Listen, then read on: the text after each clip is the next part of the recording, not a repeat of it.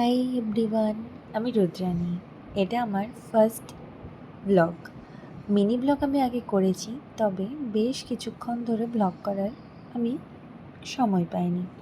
By the way, সবাইকে last পর্যন্ত অনুরোধ রইল ব্লগটা দেখার।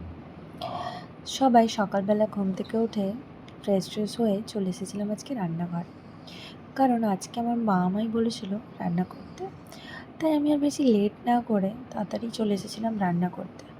তবে সবার মারা বেশ চিন্তিত থাকে না মেয়েকে রান্না করতে দিয়েছে বলে, কিন্তু আমার মা বেশ চিন্তিত থাকে, কারণ সব মা জানে যে আমি রান্নাঘরের অবস্থা খুবই খারাপ করব। তাই মা আমাকে বলেছিল যে তুই কিন্তু বেশি বাসন টাসন করিস না।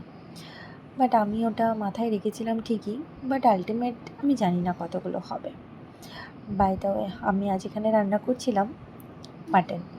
আমার বাড়িতে মাটনের ঝোলটাই বেশি পছন্দ করে সবাই, তাই আমি আর লেট না করে পেঁয়াজটা ভালো করে ভেজে নিয়ে সেখানে মশলা দিয়ে কষিয়ে নিচ্ছিলাম।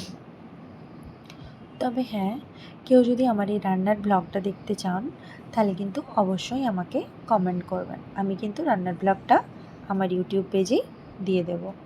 এখানে আমি আলু দিয়ে নিচ্ছিলাম, কারণ আলুটা আমি আগে ভাজিনি, তাই আমি আলুটা একটু কষিয়ে নিচ্ছিলাম।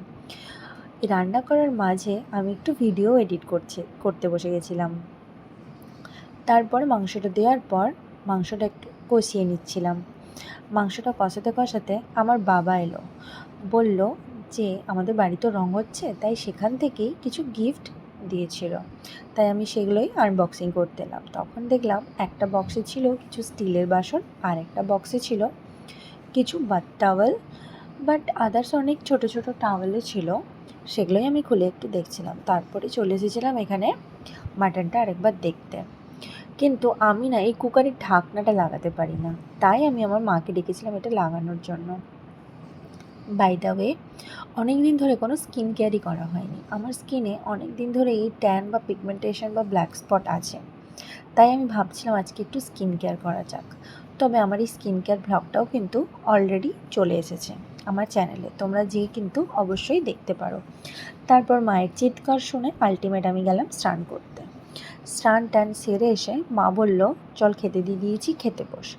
বাট খেতে যাওয়ার আগে অবশ্যই সানস্ক্রিন তো মাস্ট। তবে সকালবেলা ঘুম থেকে ওঠার পর আর স্নান করার শেষে অবশ্যই কিন্তু সানস্ক্রিন লাগাবে। তারপর আমরা এখানে সবাই মিলে বসে খাবার খাচ্ছিলাম। দুপুরবেলা বেশ খুব একটা সবাই মিলে বসে খাওয়া হয় না। বাই দ্য ওয়ে, আজকে এতটুকুই, টাটা।